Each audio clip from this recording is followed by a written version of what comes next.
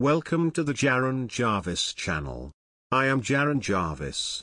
Today, I would like to introduce to you, Heaven Comes for All. No one has found my body yet, so the angels won't take me to heaven. Until a human lays eyes on a corpse, that corpse's soul stays on earth.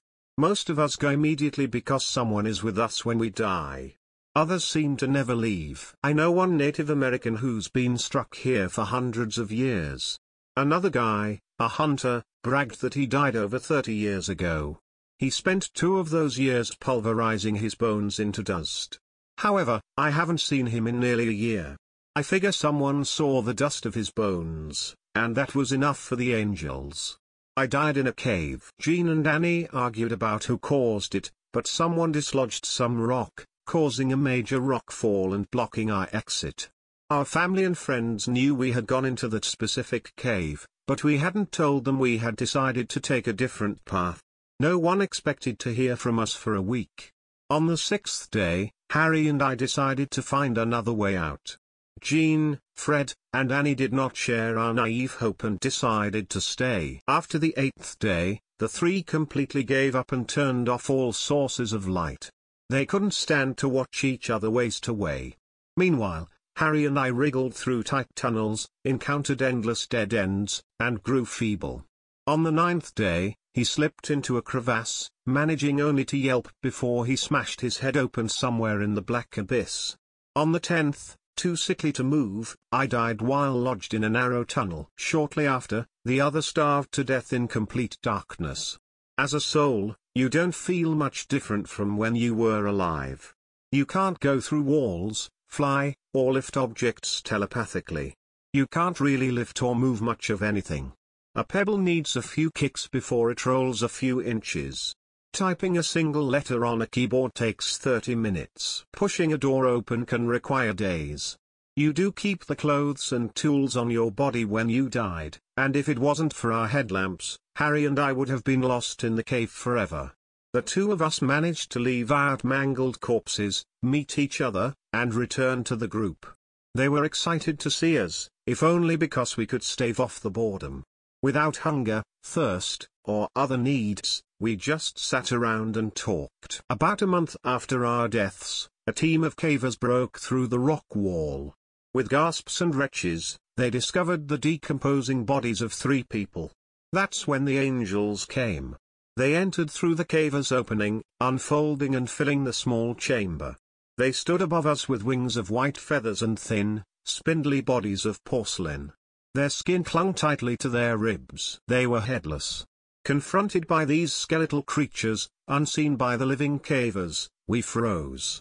Languid in their movements, the angels approached Jean, Fred, and Annie and grabbed each by their shoulders. A portal cracked open in the ceiling of the cave, bathing the chamber in its glow. Its brilliance stung our eyes. I felt a tinge of jealousy when the first angel took flight, lifting Fred toward the blinding light. He seemed at peace as he ascended, but then his head passed through the portal. His screams echoed through the cave as the portal devoured the rest of his flailing body. Jean's angel carried her away before she could react, and just like Fred, her shrill cries pierced our ears as she connected with the light.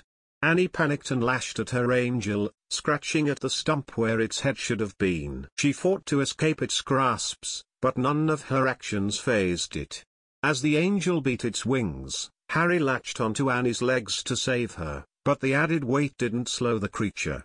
Annie writhed and shrieked like the others, and Harry did too as one of his hands entered the portal.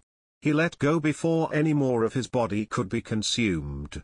He slammed against the ground, groaning and seizing as he cradled his hand before him. It was entirely blackened, seeping pus from cracks across the back and palm. Most of his fingers were little more than sizzling muscle and burnt bone. Above us, the gateway to heaven closed in on itself like a blinking eye. We fled that cave, leaving the cavers to deal with the dead bodies. We didn't know how far they'd explore, but we were too shaken to stay. In the woods surrounding the mountain, we mourned for our friends and for ourselves. When our eyes dried, we left. Over a few weeks, we slowly stumbled back to civilization. We learned to live as souls. We passed through doors others had opened. We snuck into movies, buses, strip clubs, and concerts. We found others like us, people we could embrace and love. We learned of whole settlements of souls in coastal states, filled with thousands of individuals once lost at sea. We also watched as the angels took friends, lovers, acquaintances, and strangers. The portals splintered the sky, and we witnessed each soul struggle to escape the angels' three-fingered talons. None ever did. A woman once tried to save her child, and she held on until her head and arms entered heaven. After she fell, she screamed for 3 hours straight, her face and arms charred like the wooden dregs of a bonfire. She lost almost all the features on her head except for her eyes and mouth. They were untouched, unlike her mind which was shattered. Harry and I never escaped the horrors of the angels, but after 2 years, we began to think we could remain on Earth for a few decades. Then an angel came for him. He begged for mercy and for help the moment he left the ground. Once, he had told me how heaven had mutilated and burned his hand for an eternity in that second it was in there. I imagine this pain consumed his mind until the portal consumed his head.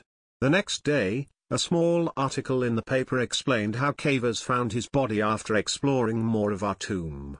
I returned to my body then. The cavers had moved on to other sections by the time I had arrived, entirely missing my grave. There wasn't much left of me to find, just slimy, brittle bones and pieces of clothing. Fueled by fear, I began shoving my remains deeper into the tunnel until I had brought them to a far, nearly inaccessible dead end. When I had finished, no one had returned to the cave in almost a year.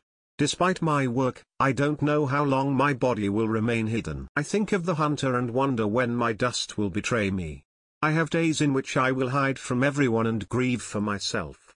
Even if I can barely interact with this world, even if I can't eat, sleep, or drink, this purgatory is better than whatever is up there. Heaven is burning, and no one wants to go, not even those who have remained here for hundreds of years.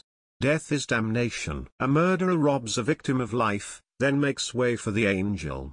If you ever sat with loved ones as they passed, you're not much better than the murderer.